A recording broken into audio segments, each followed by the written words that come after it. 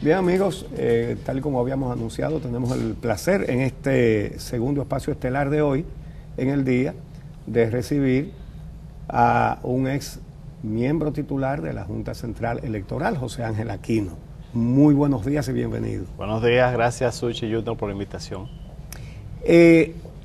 Las cosas están un poquito diferentes a cuando ustedes estaban en la Junta y me gustaría, de entrada, que nos analice la ley de partidos que se ha aprobado, si cree que se pueden superar algunos o todos los problemas que se presentaban con una campaña sin límites, sin límites ni de dinero, ni de tiempo, ni de espacio público, ni de espacio en la prensa. ¿Piensa que esto va a funcionar? Bueno, lo primero es que sin duda es importante que tengamos una ley de partidos. Antes las normas sobre partidos estaban contenidas en la ley electoral y eran muy puntuales. La diferencia es que ahora tenemos un texto más complejo, por así decirlo, que contiene innovaciones importantes, como es el tema de la educación política, que una parte del financiamiento se dedica a la educación política, o algunas prohibiciones a los partidos políticos que tienen que ver con democracia interna. Por ejemplo, se prohíbe eso que se conoció aquí como el 2+2, que un periodo constitucional, un invento de Peña Gómez, dividirse en dos. Sí. Y eso se hizo en el país en muchas ocasiones. Sí. En el interior yo recuerdo que se firmaban contratos ante un notario, y luego el elector votaba por una persona, pero se encontraba con que 2 años después era sustituida por otra. Eso está prohibido por la ley. Hay la posibilidad de que los militantes tengan una serie de derechos que le garantizan en caso de que haya un juicio interno, en caso de que haya algún tipo de violentación de la democracia interna, pues puede hacer una reclamación. A mi modo de ver, sin embargo, la parte más débil de la legislación tiene que ver con el financiamiento de los partidos políticos y de la política. En primer lugar, se mantiene este sistema totalmente injusto en el cual partidos que sacan más del 5% se llevan el 80% del financiamiento público. Tomemos en cuenta que en la región, ¿cómo se regula eso? Para que tengamos un parámetro. Si usted se va a México, si usted se va a Colombia, si usted se va a Centroamérica, normalmente se divide un 70-30. Un 70% en base a la fuerza electoral y un 30% de manera igualitaria. Y eso crea un mayor piso de igualdad de competencia entre los partidos políticos. Y luego, el otro tema muy grave es el tema del tope al financiamiento, a los gastos de campaña. Estamos hablando de que un candidato a la presidencia de la República puede gastar, un precandidato puede gastar 70 pesos por elector, que eso sería prácticamente 500 millones de pesos. Sí. Pero un candidato a Senado, por ejemplo, de una de las principales localidades en términos de población, como es Santo Domingo, Distrito Nacional, Santiago, estaríamos hablando que tendría que gastar de 60 a 100 millones de pesos. O que tendría como tope esa suma. Y bueno, un candidato a diputado, a diputada, por ejemplo, en el Distrito Nacional, que está dividido en 3 circunscripciones, más o menos cada una tiene 300.000 electores, estaríamos hablando de casi 20 millones de pesos. Es decir, se suponía que una de las motivaciones fundamentales de la ley era bajar el costo de la política. Y de entrada, eso no se logra con el tope establecido. Luego está el otro tema de las campañas internas, el periodo de campaña. Miren, la ley puede ser muy efectiva y puede tener efectos si se aplica con rigor. Pero si se aplica de manera laxa, de manera flexible, no hay forma, porque la ley no es una varita mágica. Aquí hay que promover un cambio en la cultura política, del cual la ley puede ser un efectivo instrumento. Pero pensamos que las primeras señales no son positivas. Hemos visto en este mes decenas de actividades de campaña, de pre-campaña, y ya existe la ley. E incluso, recuerde que la Junta Central Electoral había votado una resolución, que muchos de nosotros apoyamos, prohibiendo las pre-campañas. Entonces, cuando se producen estos actos, como los que se han producido las últimas semanas, de diferentes candidatos, no me voy a referir solamente al que ustedes analizaron hace un momento, que se realizó ayer, hay otros candidatos que también lo han hecho. Hay espacios pagados que han salido en los medios de comunicación, hay espacios pagados en las redes sociales. Y hoy todo eso existen los mecanismos para hacerlo cumplir. Por eso me preocupa que, digamos, de parte de la Junta Central Electoral no haya una voluntad para una aplicación rigurosa de la ley, porque las experiencias que nosotros hemos visto en otros países, y vuelvo con el caso de Colombia, México, que quizá lo más lo ha controlado, es que de manera estricta, si una persona realiza cualquier acto de pre-campaña antes del periodo, inmediatamente las autoridades están desmontando esa valla. No, eso no es que tú le preguntes, no, inmediatamente la desmontan.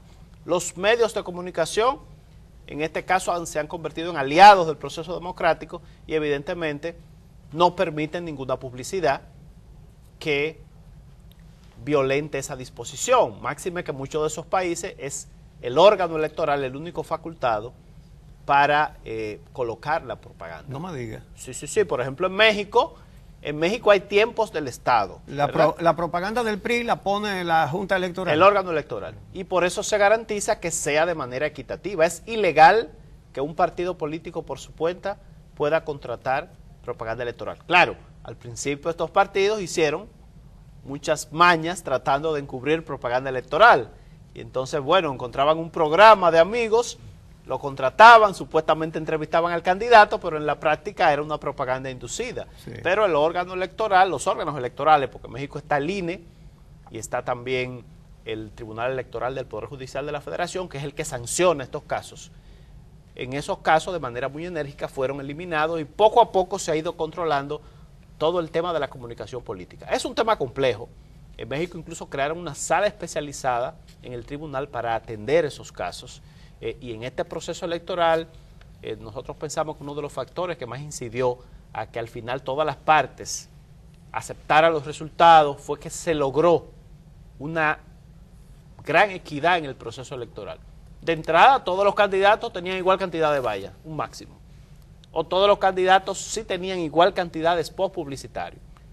Eso obliga a que entonces haya que recurrir a lo que son los elementos tradicionales de la política, que son evidentemente la promoción de programas, la promoción de ideas, el convencer a los candidatos de que tu propuesta real efectivamente es la más apropiada y no simplemente la bullanguería y este tipo de propaganda en las calles, de promoción, que consigue votos, pero que todos sabemos que muchas veces se asocia a procesos clientelares.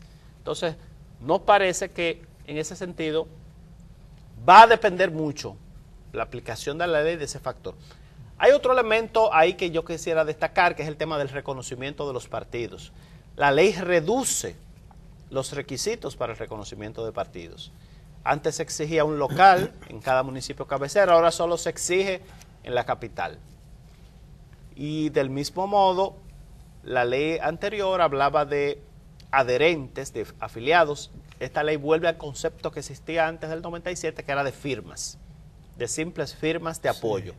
Desde luego, la ley también tiene algo positivo y es que exige que si usted se constituye como partido, en su primera ocasión tenga que participar de manera independiente.